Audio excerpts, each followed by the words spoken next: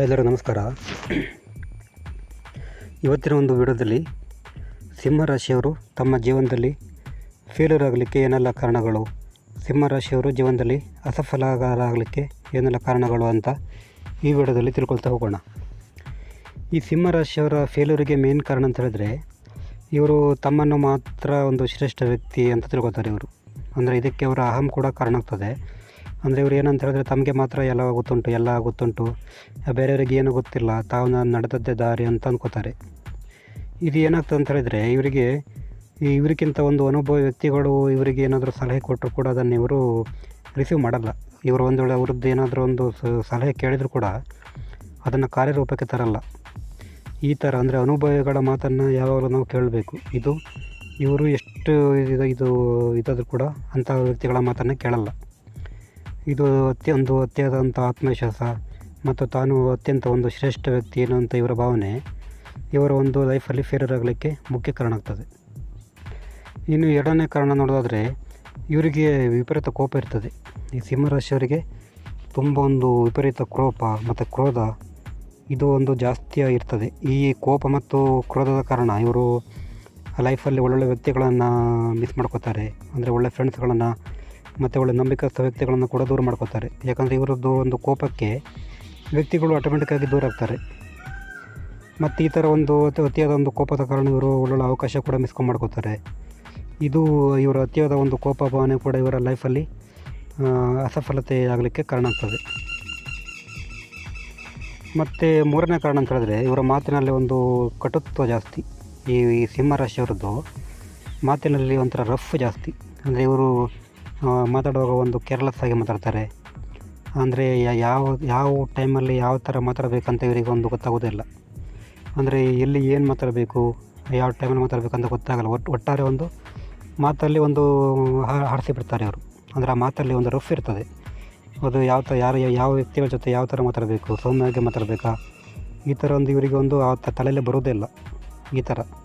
ಈ ಅತಿಯಾದ ಒಂದು ಮಾತಿನಲ್ಲಿ ಒಂದು ನೇರ ಮಾತು, ಒಂದು ಕಟುವಾದ ಮಾತಿನ ಕಾರಣ ಈ ಕೆಲವು ವ್ಯಕ್ತಿಗಳು ಇವರಿಂದ ಹಿಂದೆ ಸರಿತಾರೆ. ಈ ಒಂದು ಅತಿಯಾದ ಒಂದು ನೇರ ಮಾತಿದೆಯಲ್ಲ, ಈ ಥರ ಒಂದು ಅತಿಯಾದ ಒಂದು ನೇರ ಮಾತಿನ ಕಾರಣ ಬೇರೆ ವ್ಯಕ್ತಿಗಳು ಇವರಿಂದ ಜೀವನದಲ್ಲಿ ಹಿಂದೆ ಸರಿತಾರೆ. ಇದು ಕೂಡ ಅವರಿಗೆ ಲೈಫಲ್ಲಿ ಫೇಲ್ಯೂರ್ ಆಗಲಿಕ್ಕೆ ಕಾರಣ ಆಗ್ತದೆ. ಅಂದರೆ ಇವರಿಗೆ ಅಂತ ಹೇಳಿದ್ರೆ ಇವರ ಇಚ್ಛೆ ಪ್ರಕಾರನೇ ನಡೀಬೇಕು, ಇಲ್ಲ ಅಂತ ಹೇಳಿದ್ರೆ ಇವರು ದೂರ ಸರಿತಾರೆ. ಇದು ಕೂಡ ಇವ್ರ ಲೈಫಿಗೆ ಫೇಲ್ಯೂರ್ ಆಗಲಿಕ್ಕೆ ಒಂದು ಕಾರಣ ಅಂತ ಹೇಳ್ಬೋದು. ಮತ್ತು ನಾಲ್ಕನೇ ಕಾರಣ ಅಂತ ಹೇಳಿದ್ರೆ, ಇವರಿಗೆ ಸಿಂಹರಾಶಿಯವರಿಗೆ ಒಂದು ವಿಪರೀತ ಒಂದು ಸಂಶಯ ಪ್ರವೃತ್ತಿ ಜಾಸ್ತಿ ಇವರಿಗೆ. ಈ ಸಿಂಹರಾಶಿಯವರು ಒಂಥರ ಸಂಶಯ ಪ್ರವೃತ್ತಿ. ಅಂದರೆ ಇವರಿಗೆ ಸಂಶಯ ಪ್ರವೃತ್ತಿ ಯಾವ ಥರ ಅಂತ ಹೇಳಿದ್ರೆ, ಅದು ಒಂದು ಸಂಶಯ ಅಂತ ಹೇಳಿದ್ರೆ ಒಂದು ರೀಸನ್ಗೆ ಬರ್ತದೆ. ಆದರೆ ಇವರು ಹಾಗಲ್ಲ. ಇವರಿಗೆ ಅತ್ಯಂತ ನಂಬಿಕಸ್ಥ ವ್ಯಕ್ತಿಗಳ ಮೇಲೆ ಕೂಡ ಇವರು ಇದು ಮಾಡ್ತಾರೆ, ಅದು ಸಂಶಯ ಪಡ್ತಾರೆ ಇವರು. ಅಂದರೆ ಎಲ್ಲ ವ್ಯಕ್ತಿಗಳನ್ನು ಕೂಡ ಸ್ವಲ್ಪ ಸಂಶಯದಿಂದ ನೋಡ್ತಾರೆ ಇವರು. ಒಬ್ಬ ವ್ಯಕ್ತಿ ಇವರಿಗೆ ಏನಾದರೂ ಒಂದು ಒಳ್ಳೇದು ಬಯಸಿದ್ರು ಕೂಡ ಇವರು ಆ ವ್ಯಕ್ತಿಯನ್ನು ಸಂಶಯದಿಂದ ನೋಡ್ತಾರೆ. ಅಂದರೆ ಈ ಥರ ಆದಾಗ ಏನಾಗ್ತದೆ ಅಂತ ಹೇಳಿದ್ರೆ, ಆ ರಿಯಲ್ ಆದ ವ್ಯಕ್ತಿಗಳಿಂದ ಒಂದು ಲಾಭ ಪಡೀಲಿಕ್ಕೆ ಇವರಿಗೆ ಕಷ್ಟ ಆಗ್ತದೆ. ಅತಿಯಾದ ಒಂದು ಸಂಶಯ ಪ್ರವೃತ್ತಿ ಇವರಿಗೆ ಒಂದು ಲೈಫಿಗೆ ಸಕ್ಸಸ್ ಆಗಲಿಕ್ಕೆ ಕಾರಣ ಆಗ್ತದೆ ಅಂದರೆ ಸಕ್ಸಸ್ ಅಲ್ಲ, ಲೈಫಲ್ಲಿ ಫೇಲ್ಯೂರ್ ಆಗಲಿಕ್ಕೆ ಕಾರಣ ಆಗ್ತದೆ. ನೆಕ್ಸ್ಟ್ ಐದನೇ ಒಂದು ಕಾರಣ ಅಂತ ಹೇಳಿದ್ರೆ, ಇವರಿಗೊಂದು ಆಲಸ್ಯ ಪ್ರವೃತ್ತಿ ಇರ್ತದೆ. ಅಂದರೆ ಇವ್ರದ್ದು ಆಲಸ್ಯ ಪ್ರವೃತ್ತಿ ಯಾವ ಥರ ಅಂತ ಹೇಳಿದ್ರೆ, ಇವರಿಗೆ ಒಂದು ಕೆಲಸ ಮಾಡಬೇಕಾದ್ರೆ ಇವರಿಗೆ ಮೂಡೋಗೆ ತಕ್ಕಂತೆ ಇರಬೇಕು. ಅದು ಇವರಿಗೆ ಒಂದು ಎಷ್ಟು ಪ್ರಮುಖ ಕೆಲಸ ಆದರೂ ಕೂಡ ಇವರಿಗೆ ಮೂಡಿದರೆ ಅದು ಕೆಲಸ ಮಾಡ್ತಾರೆ, ಇಲ್ಲ ಅಂತ ಹೇಳಿದ್ರೆ ಹಾಗೇನೆ ಬಿಡ್ತಾರೆ ಇವರು.